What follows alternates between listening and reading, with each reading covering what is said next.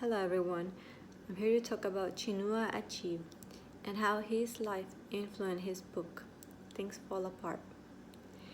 He was born in a town called Ogidi. Ogidi was a focal point of Anglican missionary outreach in Nigeria, and the town's role in this process more likely influenced his views on the westernization and Christianization of pre-colonial Nigerian cultures.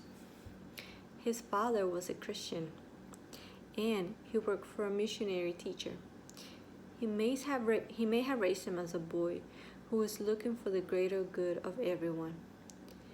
He may have been okay with change as well, and this relates to the times in the text when justice is made to punish those who have done wrong. In a New York Times article, it says, the story, a brisk 215 pages, was inspired by the story of his own family, part of the Igbo nation of southeastern Nigeria, a people victimized by the racism of British colonial administrators and then by the brutality of military dictators from other Nigerian ethnic groups.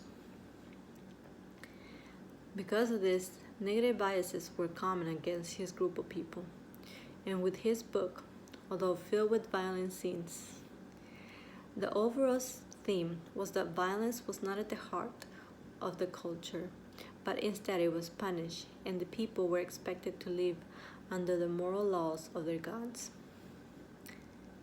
While living in Ogidi and studying at University College of Ibadan with European professors, allowed him to have an open mind and to be fully immersed in two cultures at one time, which may have helped him develop an appreciation to the Igbo culture, while seeing the positive changes that the evangelist man brought to the villages.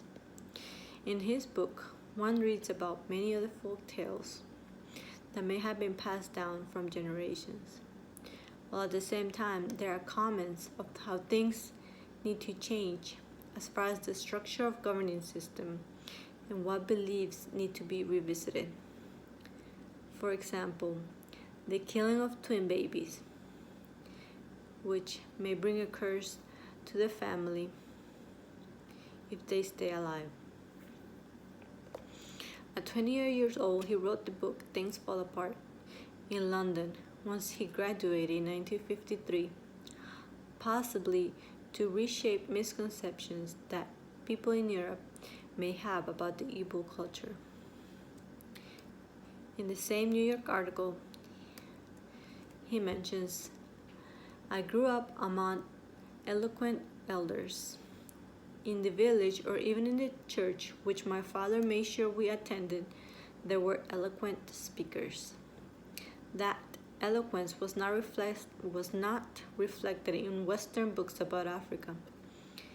You know that it's going to be a battle to turn it around and say to people, that's not the way my people respond in this situation, by unintelligible grunts and so on.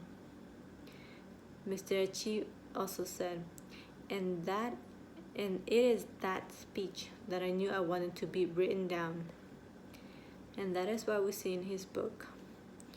Also, his book is well put together, very easy to read, full of imagery and engaging stories.